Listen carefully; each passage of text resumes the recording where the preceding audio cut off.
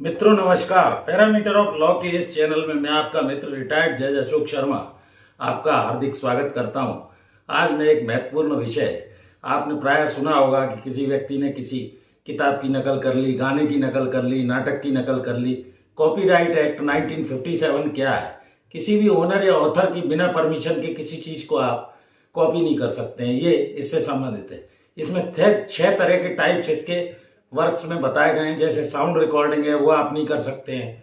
दूसरा सिनेमेटोग्राफी है वो नहीं कर सकते। लिटरेरी वर्क है कोई किसी का लिखा हुआ, म्यूजिकल वर्क है इसकी भी नकल नहीं कर सकते हैं। ड्रामेटिकल कोई वर्क है, ड्रामा वगैरह है, आर्टिस्टिक वर्क है, तो इन सब वर्क की नकल नहीं की जा सकती। ये सारे इसमें कवर है। सिनेमेटोग्राफी से संबंधित मतलब ओनर या ऑथर की परमिशन के बिना आप कॉपीराइट एक्ट 1957 का ये वायोलेशन है।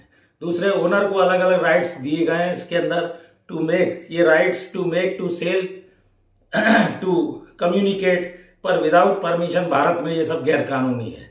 और इसमें सॉन्ग जैसे साउंड रिकॉर्डिंग है, लिरिक्स है, म्यूजिकल कंपोजिशन है, इन सब पे इन्होंने बैन लगाया गया है कॉपीराइट एक्ट 1957 के तहत। 2012 में इस अधिनियम में कुछ अमेंडमेंट भी किए गए हैं लॉ के अकॉर्डिंगली। जैसे रिसर्च वर्क है, स्टडी है, क्रिटिसिज्म है, रिव्यू है, न्यू रिपोर्टिंग है। तो ये आइडिया जो है कॉपीराइट एक्ट से कवर्ड नहीं है, क्योंकि क्या इनमें एनालिसिस होता है रिसर्च वर्क वगैरह में।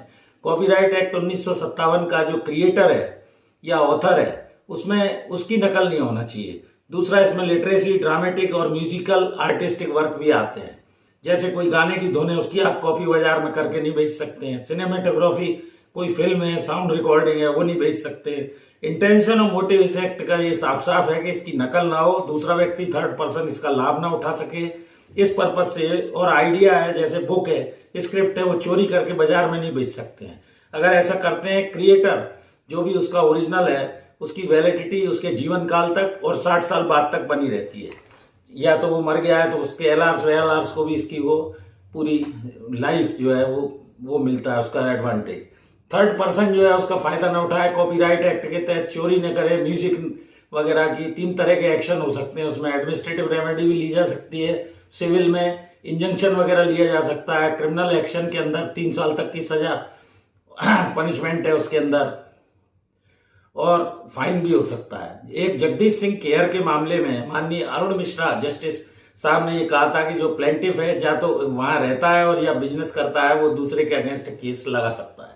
कोई भी व्यक्ति, ये भी बात तय हो गई है कि इंटरनेशनल लॉ अगर कोई है बाहर के विदेश का, तो उसमें 169 कंट्रीज को इंक्लूड किया गया है। संधि के हिसाब से भी दूसरे कॉपीराइट एक्ट का वायोलेशन नहीं कर सकता है। तो कुल मिलाकर जो कॉपीराइट का अर्थ है वो यही है कि इसमें बंडल ऑफ राइट्स क्रिएटर और ऑथर को दिए गए हैं जो किसी भी व्यक्ति के द्वारा चुराए नहीं जा सकते हैं, उसकी नकल नहीं की जा सकती है। अगर वो इस तरह का करता है तो ये वायोलेशन है। क्रिएटर वैलिडिटी लाइफ टाइम तक रहती है और 60 साल बाद तक चलती है, आपको जानना चाहिए। तो मित्रों, वीडियो कैसा लगा? जुड़े रहिए इस चैनल से और इस तरह की छोटी छोटी जानकारी के लिए पैरामीटर ऑफ लॉ चैनल देखते रहिए। अगर अभी तक सब्सक्राइब नहीं किया है सब्सक्राइब कर लें, बेल आइकॉन दबा दें। और मैं आपका हृदय से आभारी हूँ, अच्छे सब्सक्राइबर हो गए हैं। देखते रहिए पैरामीटर ऑफ लॉ चैनल। धन्यवाद।